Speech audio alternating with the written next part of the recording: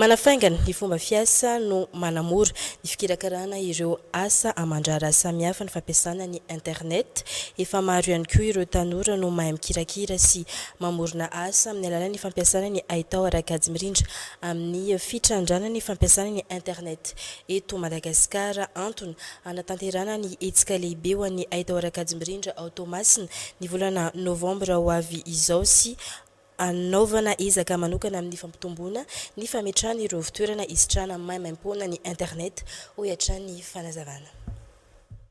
Sangany amin'ny fikirakirana ny atao arak'ady mirindra ny tanora malagasy porofon'izany ny fandrombandro tanora malagasy ny amboara maneran-tany tamin'ny fikirakirana ny teknôlôjia sy hatra mbola azo trandrana tsara ny atao arak'ady mirindra hoy ny fanazavana. Antony hanomezana lanja manokana ireo tanora ahafahan'izy ireo mampiseho ny fahaiza-manaony ny fikarohana ary ndraiky efan'izy ireo amin'ny alalan'ny hetsika manokana ho tanterahana amin'ny volana Novambra izao.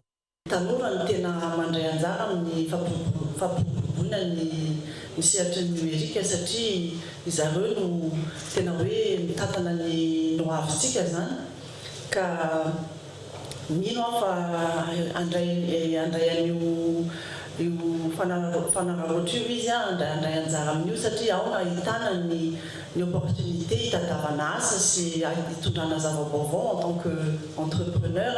Eo koa ny karazana fidevelopena ny réseau zany ahitana ny entreprise rehetra sy ny moa zany hoe ny école zay ahitana ny opportunité fampitomboana ny trakefa. Eto ihany koa dia efa tiako ny mametraka ny lalan-tsaintsika zany hoe ny secteur numérique ny TIC moa zany hoe secteur de télécom de l'information et du développement numérique tokony tonga eo amin'ny 10% ny PIBE eto Afrika. Isika nefa amin'izao antsika amin'ny teny izao dia mbola lavitra be satria vao 1,7% raha ny eto Madagasikara fotsiny. Ny 2024 Novambra ny Toamasina no anatanterahana ity hetsika ho fampiroboroboana ny atao arak'ady mirindra ho fanomezana sehatra ny tanora ity isy ihany koa ny fametrahana fitoerana azona internet maimaimpoana eny anivon'ireo birao mpanjakana fotra toy ny birao ny commune, ny hôpitaly, ny université, any birao ny poste.